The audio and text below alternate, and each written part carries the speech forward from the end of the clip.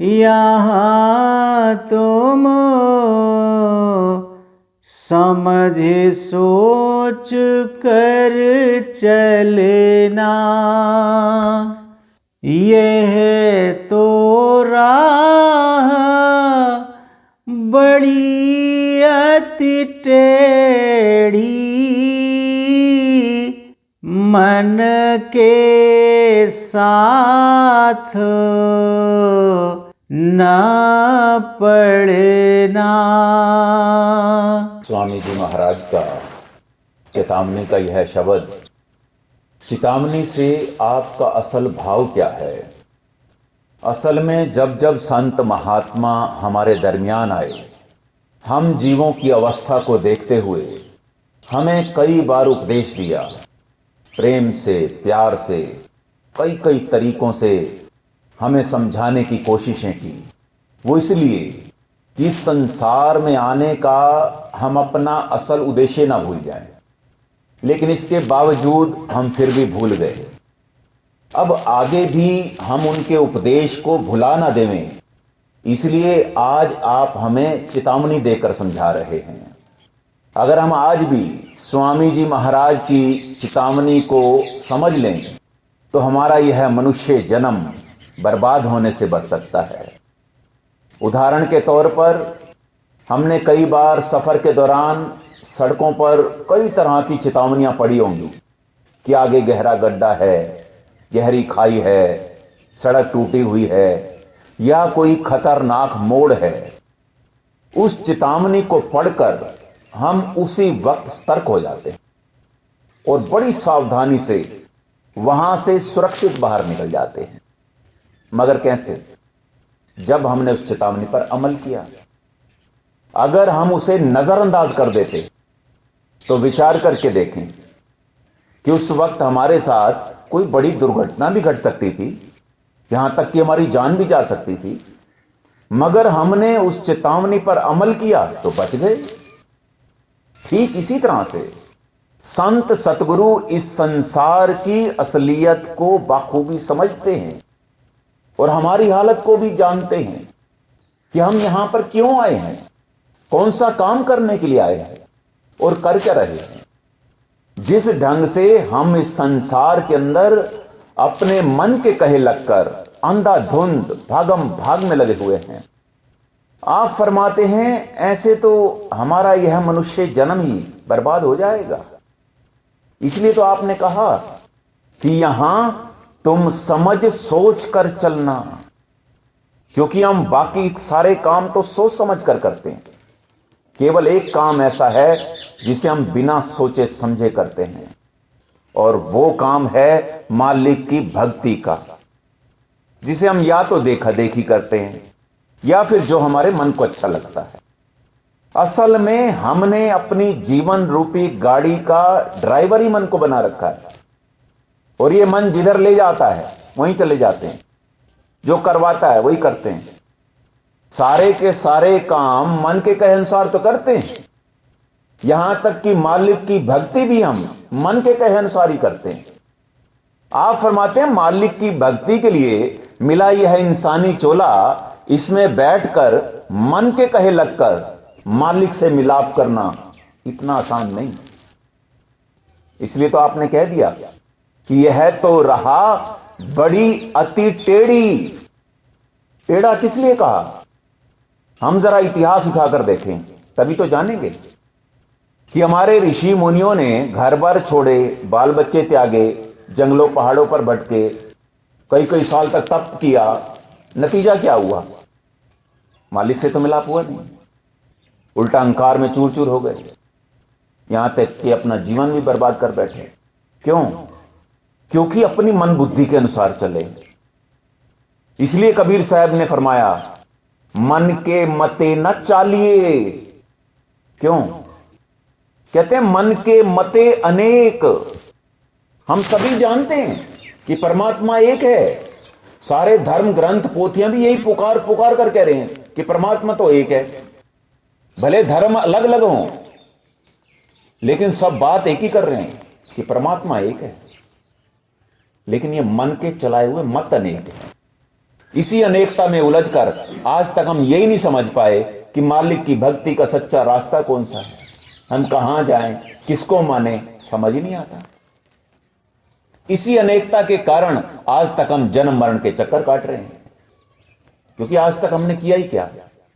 सारी की सारी बाहर मुखी भक्तियां मन के कहे अनुसार तो की। मन ने कहा व्रत रखो, हमने व्रत रखे। मन ने कहा तीर्थों सरोवरों पर जाकर स्नान करो, हम वहां पर भी घूम आए। कभी त्याग मार्ग अच्छा लगा, हम घर बार छोड़कर, बाल बच्चों को त्याग कर जंगलों पहाड़ों पर जाकर समाधियां लगाकर बैठ गए। कभी ज्ञान मार्ग अच्छा लगा तो हमने वेद शास्त्र ग्रंथ पोथियों को पढ़ना शुरू कर दिया, यहां तक कि अपने घर में भी पाठ रखवाने शुरू कर दिए। नतीजा क्या हुआ? आज भी हम इस संसार का हिस्सा बने हुए हैं, छुटकारा तो हमारा आज भी नहीं हो सका। इसीलिए परमार्थ की राह पर चलने वाले जीवों को स्वामी जी महाराज हिदायत दे रहे हैं कि मन के साथ न पड़ना। क्यों? क्योंकि मन हमें गुमराह करता है। आज से नहीं बल्कि युगों युगों से यह मन ही तो हमें भरमाता आ रहा है, मालिक की असल भक्ति से दूर करता आ रहा है। ये मन ऐसा क्यों करता है? इसके पीछे भी एक कारण है और हमें उस कारण को भी समझना होगा। इसलिए आज आपने सत्संग की शुरुआत ही यहां से की कि यहां तुम समझ सोच कर चलना। दुनिया में हमें कोई काम करना होता है, उसके बारे हम पहले बड़ा सोच विचार करते हैं। अगर फायदा नजर आता है फिर हम उसे समझने की कोशिश करते हैं, अगर हमारी समझ में उतरता है फिर हम उस रास्ते पर चलते हैं। ठीक इसी तरह से परमार्थ की राह पर चलने से पहले आप फरमाते हैं सोचने से पहले इसे अच्छी तरह पहले समझ कि आखिर संत महात्मा हमें समझाना क्या चाहते हैं। अगर समझ में आता है, कहते हैं फिर सोच विचार कर कि चलूं या ना चलूं। कहते हैं अगर दिल माने कि संतों महात्माओं का बताया हुआ मार्ग ठीक है, इस पर चलना चाहिए, तो कहते हैं फिर पूरे तन मन के साथ चल। अब समझने वाली कौन सी बात है? संत महात्मा तो यही समझाते हैं कि हमारी आत्मा उस परमात्मा की अंश है, ये सतलोक की रहने वाली है, और इसके साथ जो मन जुड़ा हुआ है ये ब्रह्म की अंश है, त्रिकुटी का रहने वाला है। इसको छोटा काल भी कहा जाता है।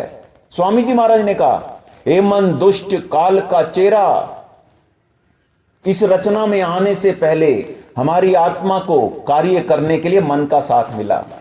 वो इसलिए क्योंकि ये मन माया का देश है, और मन की जो असल प्रवृत्ति है ये भोगों का आशिक है, स्वादों और लज्जतों का आशिक है। इस रचना में आकर ये अपनी प्रवृत्ति के अनुसार कार्य करता है, भोगों के पीछे दौड़ता है, और जैसे जैसे ये कार्य करता गया मन हावी होता गया, आत्मा इसके अधीन होती गई। इस वक्त मौजूदा हालात क्या है? हम सब पर कर्मों की इतनी मैल जमा हो चुकी है कि आज हमें अपने असल की सुध बुध नहीं रही कि हमारा मालिक कौन है, हम कौन हैं, कहां से आए हैं, क्यों आए हैं, खबर ही नहीं। इसलिए तो इस मन को काल का एजेंट कहा जाता है, क्योंकि काल की तरफ से इसको यह हुक्म दिया गया कि कोई भी जीवात्मा यहां से निकलने ना पावे। इसलिए ये हर संभव प्रयास करता है जीव को अटकाने का, क्योंकि काल नहीं चाहता कि कोई भी जीव भक्ति करके यहां से निकल जाए और एक एक करके एक दिन उसकी नगरी ही उजड़ जाए। इसलिए ये मन कई तरह की कोशिशें करता है जीव को फंसाने की। पहले तो विषय विकारों में, भोग विलासों में, दुनिया के काम धंधों में ही उलझाए रखता है, ताकि किसी का भी ध्यान भूले भटके भी मालिक की असल भक्ति की तरफ ना जाए। क्योंकि आत्मा तो परमात्मा की अंश है, इसके अंदर कुदरती कशिश है, परमात्मा के प्रति वो खिंचाव है, जिसके कारण ये वापस जाकर उसमें समाना चाहती है, लेकिन मन नहीं चाहता। इसलिए इसे बाहर ही बाहर भक्तियों में उलझाए रखता है। जब संत महात्मा हमारे दरमियान आते हैं, वो आकर इस सच्चाई से पर्दा हटाते हैं, जगाते हैं, हमें चिताते हैं, समझाते हैं कि जब तक तुम मन के साथ रहोगे तब तक इस जन्म मरण के चक्र से छुटकारा हो नहीं सकता, क्योंकि आज तक किसी दुश्मन ने हमारा भला नहीं चाहा, और ये मन ही तो हमारा सबसे बड़ा दुश्मन है। स्वामी जी महाराज के बोल हैं, बड़ा बैरी यह मन घट में। इस वक्त अगर कोई हमारा सबसे बड़ा बैरी है, कोई और नहीं, हमारा मन है। अब सवाल पैदा होता है कि मन का कहा ना माने, मन के पीछे ना चलें, किसके पीछे चलें, किसका कहा माने? कौन है जो हमें इस भवसागर से पार लगाएगा? इस बात का जवाब आप अगली कड़ियों में दे रहे हैं। बौ जलधार बहे अति गहरी, बिन गुरु कैसे पार उतरना। गुरु से प्रीत करो तुम ऐसी, जस कामी कामिन संग धरना।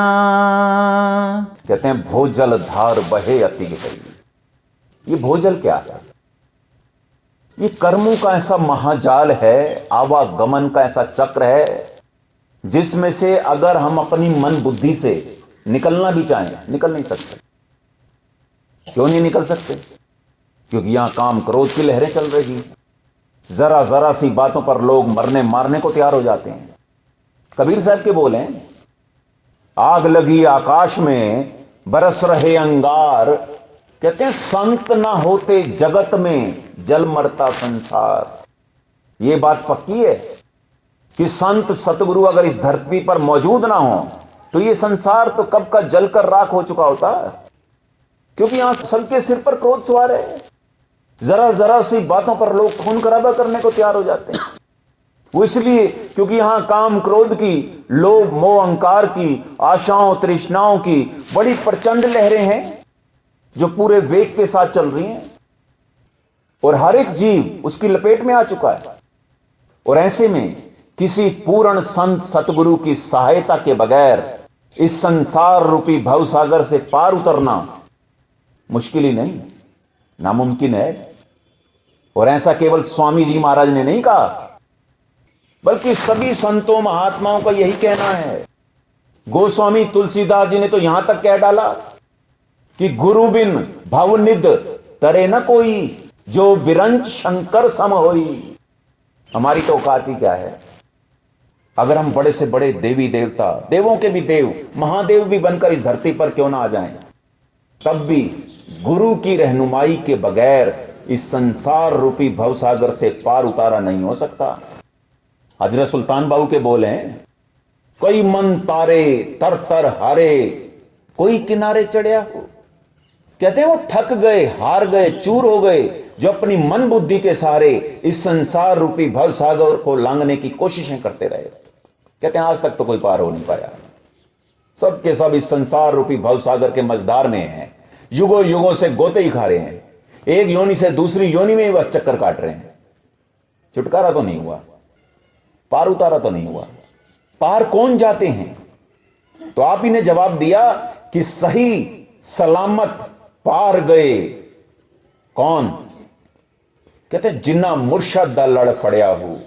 कहते जिन्होंने किसी वक्त के पूर्ण संत सतगुरु की शरण ले ली, नाम को आधार बना लिया, वो हमेशा हमेशा के लिए संसार रूपी भवसागर से पार चले गए। इसलिए तो पंचम पातशाह ने बड़े ठोक बजाकर कहा कि मत कोई भरम भूले संसार, गुरु बिन कोई ना उतरस पार। कहते हैं दुनिया के लोगों, यहां किसी भरम में मत बैठे रह जाना। यहां पर कोई भी गुरु की सहायता के बगैर पार नहीं जा सकता। अब विचार आता है कि हम सत्संग में बैठे हैं, इस जन्म मरण के चक्कर से छुटकारा पाने के लिए तो आए बैठे हैं, उस मालिक से मिलाप करने के लिए तो आए बैठे हैं। फिर हमें भी कोई गुरु धारण करना होगा, लेकिन किसे अपना गुरु बनाए? संतों महात्माओं के अनुसार कोई शब्द या नाम का भेदी वक्त का संत सतगुरु ही हमें पार लगा सकता है, यानी जो इस वक्त धरती पर मौजूद हो और पूरा भी हो। क्योंकि जो गुरु अधूरा है, जिसका अपना पार उतारा नहीं हुआ, वो हमें क्या पार लगाएगा। कबीर साहब के बोल हैं, बंधे को बंधा मिला छूटे कौन उपाय, कहते हैं कर सेवा निर्बंध की जो पल में ले छुड़ाए। कहते हैं एक बंधा हुआ दूसरे बंधे हुए को कभी आजाद नहीं करा सकता। हां, जो निर्बंध है, खुद आजाद है, वो हमें भी आजाद करा सकता है। लेकिन ऐसे संत सतगुरु को हम कहां जाकर खोजें, कैसे पहचाने कि ये पूर्ण संत सतगुरु है, ये शब्द या नाम का भेदी गुरु है।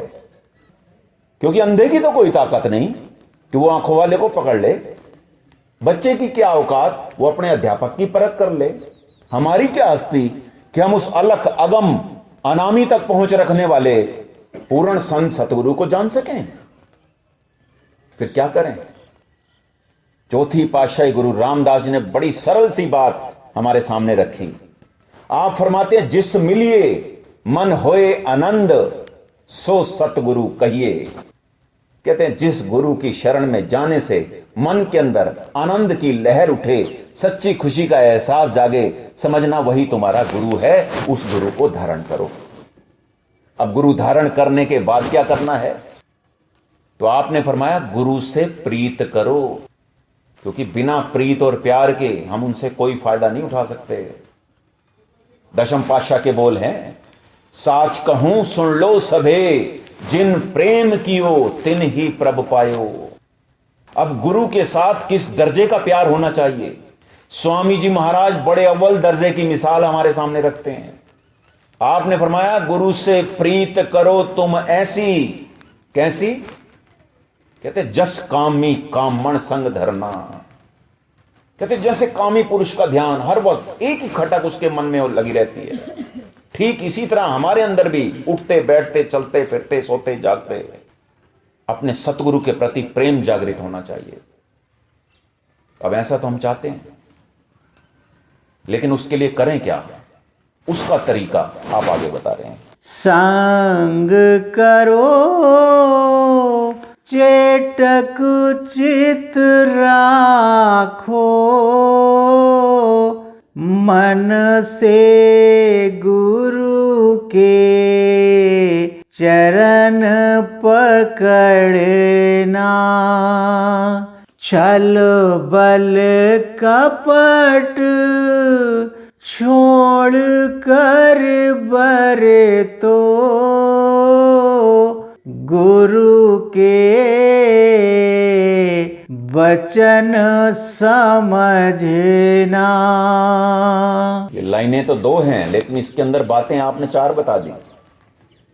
इन चार बातों को अगर हम अपने जीवन में उतारेंगे, सतगुरु से प्यार पैदा हो जाएगा। और बड़ी सरल सी बातें आपने बता दी। पहली बात आपने बताई, संग करो। संग करो से आपका भाव है उनके सत्संग में जाकर बैठो, उनकी संगत में जाकर बैठो। दुनिया में भी जहां हमारा ज्यादा आना जाना होता है, जिसके साथ हम ज्यादा उठते बैठते हैं, उसी के साथ तो हमारा प्यार पड़ता है।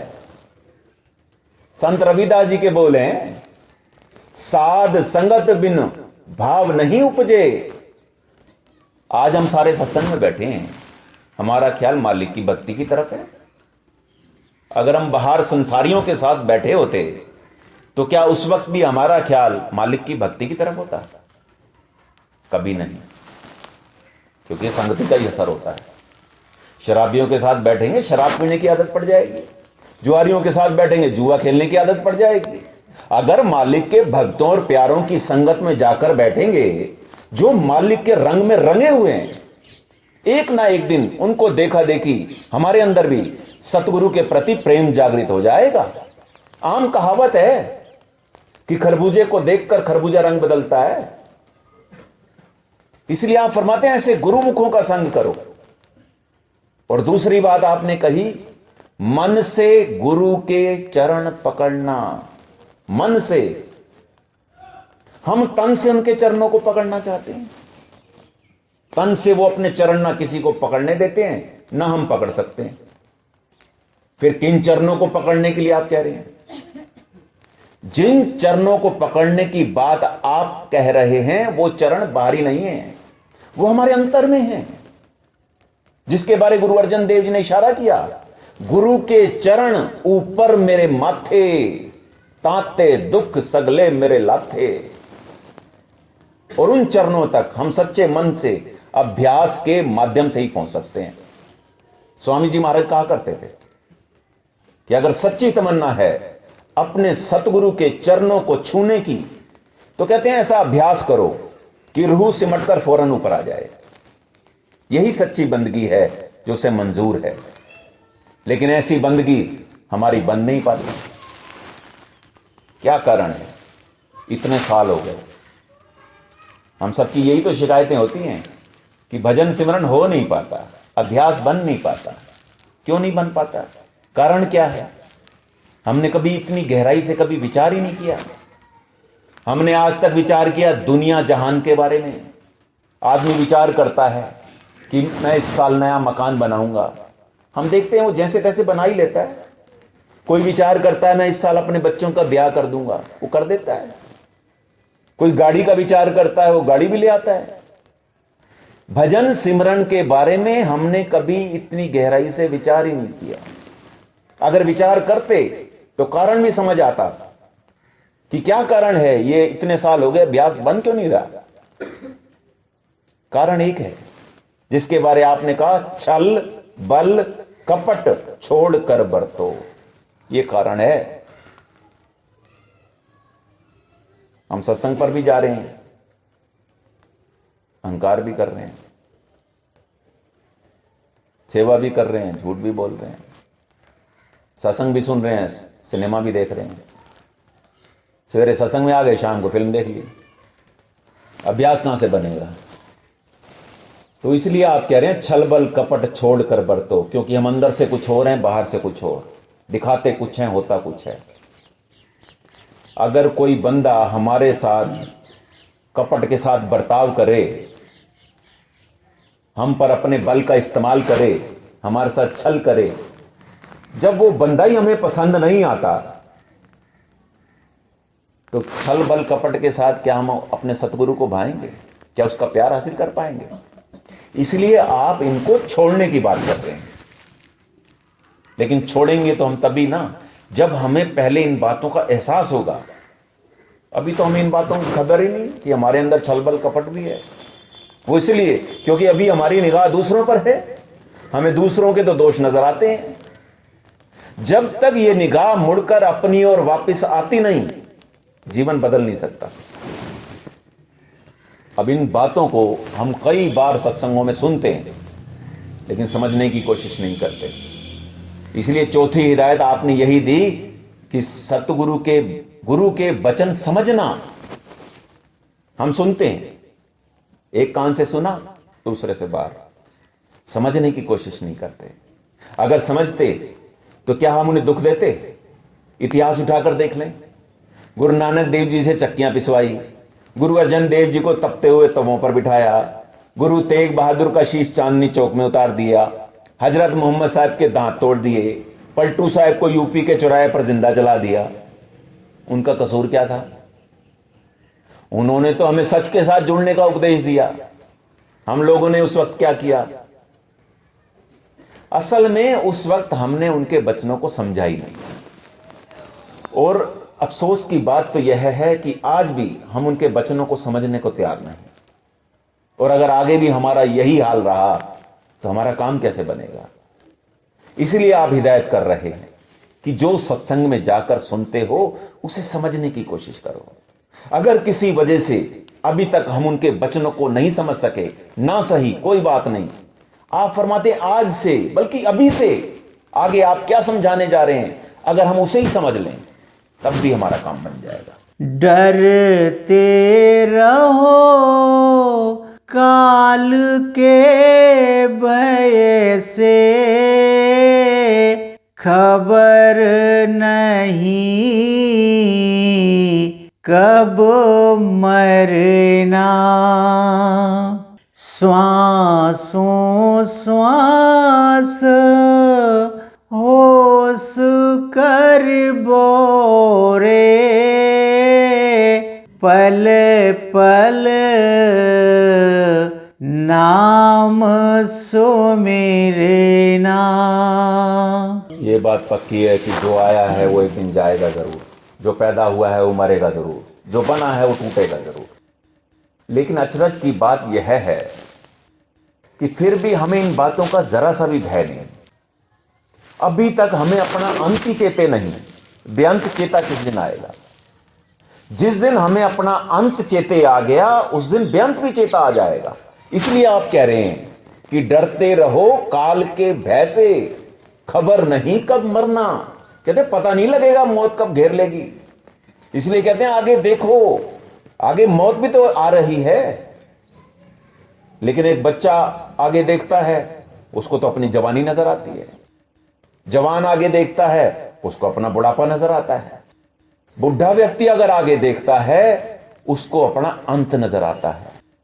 गुरु की कृपा लेकर अगर वो इससे भी आगे देखने में कामयाब हो जाए, उसे भी अंत भी नजर आ जाएगा। लेकिन होता क्या है, बंदा आगे देखने की बजाय पीछे देखता है। क्यों? क्योंकि उसको लगता है मेरा परिवार बड़ा हो रहा है, मेरा कारोबार बड़ा हो रहा है। कारोबार बड़ा हो रहा होगा, परिवार भी बड़ा हो रहा होगा। आप फरमाते हैं एक दिन ये संसार तो रहेगा, ये कारोबार तो रहेगा, पर तू नहीं रहेगा। इसलिए कहते हैं इस काल से बचने का कोई यत्न कर। गुरु से नाम की युक्ति लेकर उसका अभ्यास करते हुए उस अकाल तक पहुंच जा। लेकिन होता क्या है, बंदे की जैसे जैसे उम्र बढ़ती है, बंदा तो उसको छुपाने की कोशिश करता है। 80-80 साल के होकर भी कई लोग जन्मदिन मनाने की सोचते हैं। क्या हमें अपनी मौत याद है? बाबा फरीद ने कहा, किथे तेरे मां प्या जिन्नी तू जने होवे। कहते हैं कभी हम विचार तो करें कि जिन्होंने हमें पैदा किया या उनको जिन्होंने पैदा किया, आज वो कहां गए। जैसे वो हमें छोड़कर चले गए, ऐसे एक दिन हम भी तो इस संसार को छोड़कर चले जाएंगे। क्योंकि ये जगत तो मौत का अखाड़ा है, यहां मौत का तमाशा हो रहा है और कुछ नहीं। लोग आ रहे हैं जा रहे हैं, हमसे पहले ना जाने कितने यहां आए कितने चले गए। यही संसार की असलियत है। लेकिन अचरज की बात यह है कि फिर भी इसकी असलियत को कोई समझने को तैयार नहीं। सब इसकी चकाचौंध में खोए पड़े हैं। जिस ओर निगाह डालकर देख लें, किसी की कार्रवाई देखकर लगता ही नहीं कि कोई यहां से जाने की तैयारी भी कर रहा है। सब यहां रहना चाहते हैं। इसलिए तो हम सैकड़ों सालों की प्लानिंग लेकर आगे के काम किए जा रहे हैं। भूल जाते हैं मरना सच है, जीना झूठ है। जीवन का कोई भरोसा नहीं, कल से पहले आज भी जाना पड़ सकता है। इसलिए आपने कहा श्वासों श्वास होश कर बोरे। ऐसा उसे कहा जाता है जो बेहोश हो। हम भी तो बेहोश ही हैं दुनिया के रंग तमाशों में। इसलिए कबीर साहब ने कहा, कहता हूं कहे जात हूं, कहे बजाए ढोल, श्वासा खाली जात है 3 लोक का मोल। 3 लोक का मोल। कल्पना करके देखें, एक मकान की कीमत कितनी होती है। एक हमें प्लाट लेना हो ना, सारी जिंदगी की कमाई वहीं चली जाती है। 3 लोक का मोल। कहते हैं सारी जिंदगी की कमाई हुई दौलत देकर भी अगर एक सांस भी मांगेंगे ना तो भी नहीं मिलेगा। और हम इन्हें व्यर्थ के कामों में खर्च कर रहे हैं। जरूरत है इन श्वासों से मालिक के नाम का सिमरन करने की। इसलिए आपने कहा पल पल नाम सिमरना। जरूरत है एक एक श्वास से उस मालिक के नाम का शुक्राना करने की। गुरु नानक देव जी ने तो यहां तक कह दिया कि मूर्खा सिर मूर्ख है जो मन्ने नाही नाव। कहते हैं वो इंसान मूर्खों का भी मूर्ख है जो अभी भी नाम को नहीं जपता। संत महात्मा हमारी हालत को बखूबी समझते हैं, जानते हैं कि जो काम करना हमारे लिए बहुत ही जरूरी है, हम उसी को ही टाल रहे हैं। वो इसलिए क्योंकि हमें लगता है अभी बच्चे छोटे हैं, थोड़े से बड़े हो जाएं, अभी सिर पर बड़ी सारी जिम्मेवारी हैं, पूरी हो जाएं, इनसे निपटकर मालिक की भक्ति करेंगे। हजूर महाराज फरमाया करते थे ये हमारी प्लानिंग है, हमें उस मालिक की प्लानिंग का क्या पता कि किस वक्त हमें भरे पूरे परिवार को छोड़कर जाना पड़े। इसलिए आपने कहा यहां की गफलत बहुत सतावे, फिर आगे कुछ नहीं बन पड़ना। हम हर वक्त एक फ्यूचर में जी रहे हैं। हम जरा विचार तो करें, किस बात की क्या गारंटी है कि हमारे पास अगला पल आएगा भी या नहीं। चलो मान लिया अगला पल आ भी गया, तो इस बात की क्या गारंटी है कि आज की अवस्था में अगर हम नहीं कर पा रहे तो क्या आने वाले वक्त में हम कर पाएंगे? जो आज नहीं कर पाया वो कल भी नहीं कर पाएगा, जो आज समय नहीं निकाल पाया वो कल भी नहीं निकाल पाएगा। इसलिए आपने कहा कि जो कुछ बने सो अभी बनाओ, क्योंकि फिर का कुछ न भरोसा धरना, बाद में तो फिर पछतावा ही हाथ लगेगा। जो आज हमारे पास समय है उसका फायदा उठाना शुरू करें, आज से बंदगी शुरू करें, मालिक रहमत करेगा, काम बन जाएगा, इस जन्म मरण के चक्कर से छुटकारा हो जाएगा। जग सुख की कुछ चाह न राखो, दुख में इसके दुखी ना रहना।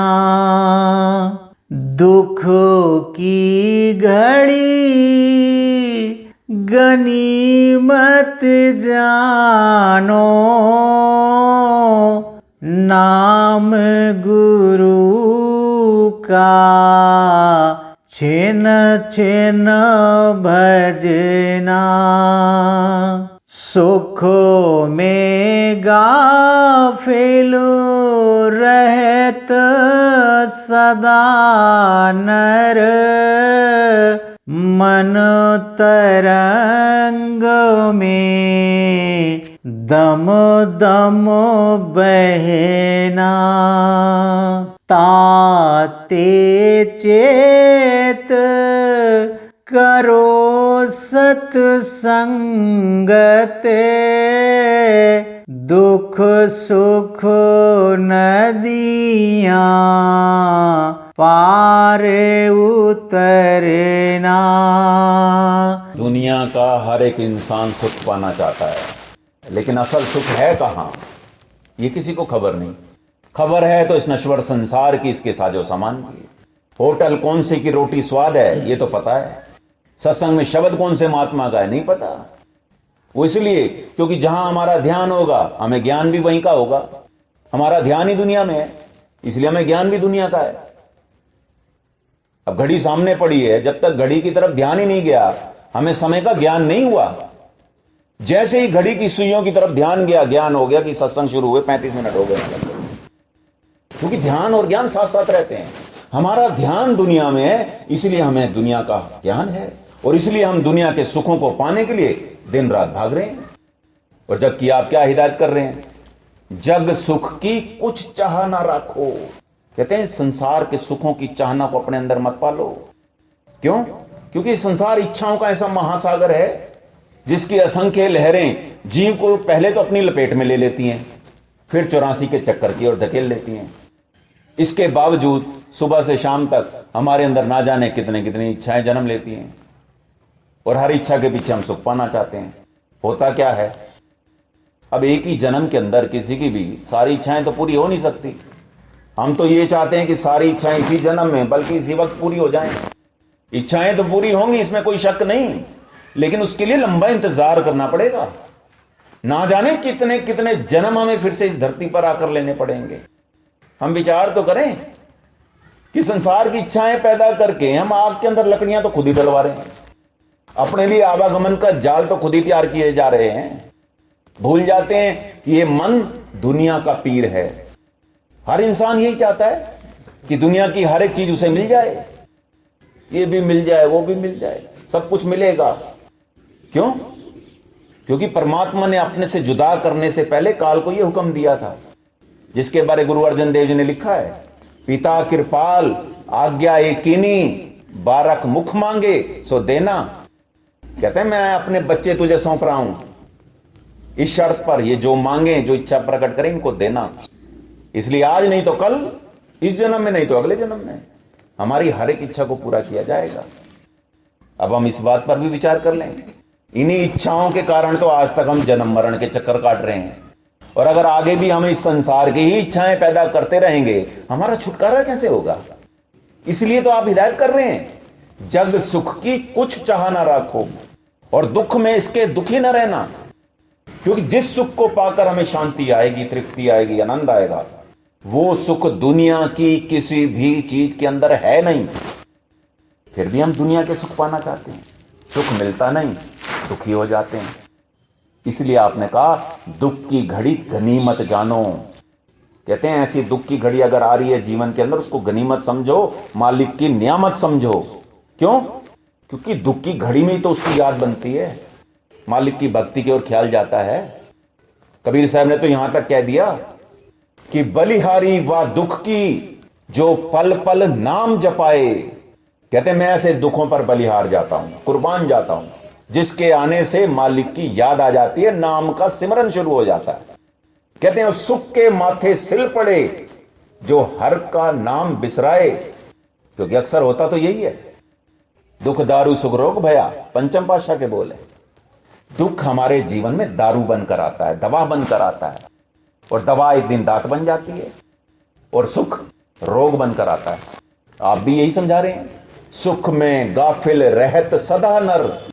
4 दिन बंदे के ऊपर सुख के आ जाएं, अवस्था क्या हो जाती है? फरमाते हैं मन तरंग में दम दम बहना। जीव मन की तरंगों में बहना शुरू कर देता है। देख लो, लॉटरी निकला है, पैसा आ जाए कहीं से, सारी सारी रात बंदा जागता है कि अब कोठी कौन से इलाके में बनाऊंगा, गाड़ी कौन सी खरीदूं, घूमने कहां कहां जाऊं, कारोबार और कहां कहां फैलाऊं। मालिक का तो शुक्राना कोई नहीं करता। क्यों? क्योंकि जब सुख आता है वो सबसे पहले भोग को जन्म देता है। भोग रोग को जन्म देते हैं, रोग सोग को, सोग वियोग को। मालिक की याद कहां से आएगी? अब इन सारी बातों का एहसास जागता है सत्संग में आने से। इसलिए आपने कहा ताते चेत करो सत्संगत। इसका नतीजा क्या होगा? फरमाया दुख सुख नदियां पार उतरना। पहले आप भवसागर पार उतरने की बात करके आए, अब आप कह रहे हैं नदियां पार उतरना। ये क्या कहानी है? ये इसलिए कहा कि जब तक हम नदी को पार करने का अभ्यास नहीं करेंगे, भवसागर को कैसे पार कर पाएंगे? और ये नदी कौन सी है जिसे हमें पार करना है? ये हम सबके जीवन में है, हर एक के जीवन में बहती रहती है ये नदी। जब से हम पैदा हुए 4 दिन सुख के आते हैं, 4 दिन दुख के आते हैं। ये है दुख सुख रूपी नदियां। होता क्या है, सुखों में हम खो जाते हैं, दुखों में हम घबरा जाते हैं, जीवन निकल जाता है। जीवन खत्म हुआ, जीने का ढंग आया। जब तक इन सारी बातों की समझ आएगी तब तक जीवन समाप्त हो जाएगा। ना भूल जाएं अपने उद्देश्य को, इंसानी जामे के मकसद को ना भूल जाएं इस दुनिया की भीड़ में, सुखों और दुखों में। इसलिए आपने कहा ताते चेत करो सत्संगत। जरूरत है हमें अपने आप को साथ संगत से जोड़कर रखने की, सत्संग में, सेवा में, भजन बंदगी में लगाकर रखने की। इसका नतीजा क्या होगा? हम इस दुख सुख रूपी नदिया को आसानी से पार कर जाएंगे, पता ही नहीं लगेगा। अपना रूप लखो घट भीतर, फिर आगे को सूरत भरना। राधा स्वामी कहे बुझाई, शब्द गुरु से जाकर मिलना। जिस तरह हम अपने बच्चों को स्कूल पढ़ने के लिए भेजते हैं, वो स्कूल में भी पढ़कर आते हैं, लेकिन कुछ काम ऐसा होता है जो उन्हें घर पर करने के लिए भी दिया जाता है। ठीक इसी तरह से रूहानियत का ज्ञान जानने के लिए हमें सत्संग में आना पड़ता है, लेकिन उस ज्ञान को सोझी में तब्दील करने के लिए, यानी अपने अनुभव में उतारने के लिए, कुछ काम ऐसा भी होता है जो संतों महात्माओं द्वारा हमें घर पर करने के लिए भी दिया जाता है। वो कौन सा काम है जो स्वामी जी महाराज आज सारी संगत को घर पर करने के लिए सौंप रहे हैं? आपने कहा अपना रूप लखो घट भीतर। घर जाकर यही काम करना है, अपना रूप लखो घट भीतर, अपने आप की पहचान करनी है। और ये कैसे होगी पहचान? जब हम भजन सिमरन के काम को अंजाम देंगे, अपने फैले हुए ख्याल को समेट कर आंखों के ऊपर लाएंगे, तब हमें अपने आप की पहचान आएगी। अभी तक हम अपना रूप देखते तो हैं शीशे में रोजाना, वो शरीर नजर आता है, हम हैं कौन वो नजर नहीं आता। हम शरीर नहीं है, इतनी बात पक्की है। अगर हम शरीर होते तो जब बंदे की मौत हो जाती है तो लोग तो ये कहते हैं ये तो मुर्दा पड़ा, फलाना तो चला गया। तो वो कौन चला गया? वो पहचान आएगी भजन सिमरन के जरिए। हम शरीर नहीं। और जिस दिन हमें अपने आप की पहचान आ गई, आपने कहा फिर आगे को सूरत भरना, क्योंकि तभी तो हम मालिक की पहचान कर पाएंगे। जब तक अपनी पहचान नहीं, मालिक की पहचान क्या करेंगे? फिर आपने कहा राधा स्वामी कहे बुझाई, शब्द गुरु से जाकर मिलना। शब्द गुरु से। देखो संत महात्मा कभी भी अपनी भक्ति कराने के लिए संसार में नहीं आते। वो तो हमें सच का उपदेश देकर, सच के साथ जोड़कर सच में मिलाने के लिए आते हैं। इसलिए तो आप कह रहे हैं कि शब्द गुरु से जाकर मिलना। जबकि सत्संग की शुरुआत में क्या कहा था? शब्द या नाम के भेदी गुरु से मिलना, उससे प्रीत पैदा करना, उससे प्यार पैदा करना। क्यों? क्योंकि वक्त का संत सतगुरु ही तो हमें मालिक की भक्ति का सच्चा भेद बता सकता है, वो साधन तरीका युक्ति समझा सकता है। अब जिनको गुरु मिल गया, शब्द या नाम का भेद मिल गया, उन्हीं को आप हिदायत कर रहे हैं कि शब्द गुरु से जाकर मिलना। अब ये शब्द गुरु कौन है? शब्द गुरु से भाव उस परमात्मा से है जो शब्द स्वरूप में हम सबकी आंखों के पीछे दिन रात धुनकारें दे रहा है।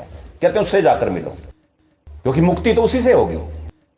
जब तक अंदर हो रही उस आवाज को हम नहीं सुनेंगे, उस शब्द के प्रकाश को हम नहीं देखेंगे, इस जन्म मरण के चक्कर से छुटकारा हो नहीं सकता।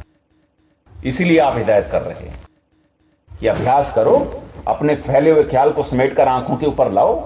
वहां अपनी आप की भी पहचान आएगी, मालिक की भी पहचान आएगी। और जब हम उस शब्द को सुनेंगे, उसके प्रकाश को देखेंगे, ये जन्म मरण का सिलसिला समाप्त हो जाएगा, आना जाना समाप्त हो जाएगा, सच्चा सुख सच्ची शांति नसीब हो जाएगी। तो स्वामी जी महाराज ने आज जो हमें ये जो चेतावनी के जरिए समझाया, हम गौर करें, विचार करें।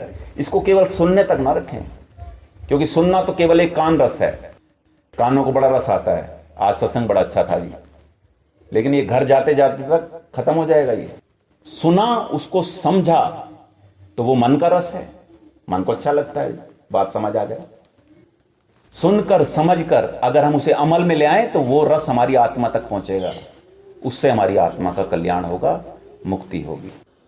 अपना रूप लखो घट भीतर, फिर आगे को सूरत भरना।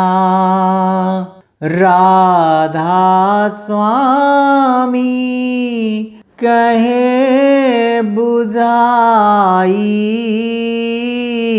शब्द गुरु से जाकर मिलना।